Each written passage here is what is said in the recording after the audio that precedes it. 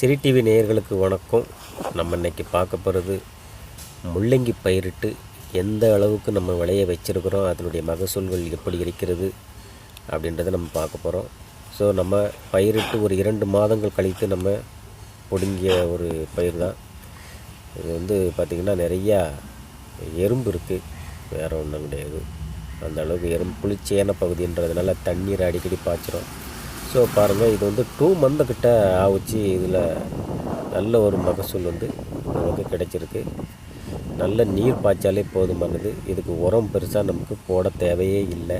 என்ன காரணம்னு கேட்டிங்கன்னா, ஒரு அடி இல்லைனாக்கி ஒரு 2 அடி தூரம் ஆழமாக என்ன பண்ணணும், நம்ம இதை பயிரிடுறதுக்கு முன்னாடி அந்த விதை தூரம் இல்லையா, விதை தூவுறதுக்கு முன்னாடி இதை நல்ல மண்ணை வந்து நல்லா உலர்த்தணும். வெட்டி கீழே ஆழமாக இருக்கிற புல் பூண்டு எல்லாத்தையும் எடுத்துகிட்டு நல்ல மண்ணை வந்து நல்லா உலர்த்திடணும், பவுட்ரு போல் ஆக்கிடணும்.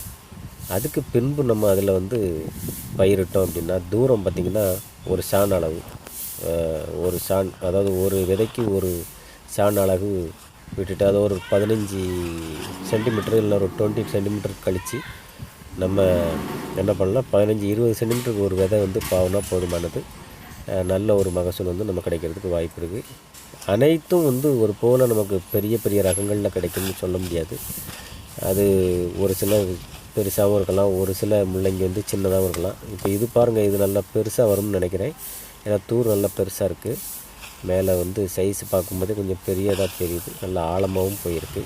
நம்ம நினச்சது மாதிரி இது நல்லா ஆழமாகவும் பெருசாகவும் போய் நல்ல ஒரு மகசூலாக நமக்கு கிடச்சிருக்கு. இது நம்ம வீட்லேயும் ட்ரை பண்ணலாங்க. ஸோ இந்த வீடியோ பிடிச்சதுன்னா நீங்கள் லைக் பண்ணுங்கள், ஷேர் பண்ணுங்கள், கமெண்ட் பண்ணுங்கள், சப்ஸ்கிரைப் பண்ணுங்கள். பக்கத்தில் இருக்க பெல் ஐக்கானை மறக்காமல் கிளிக் பண்ணுங்கள்.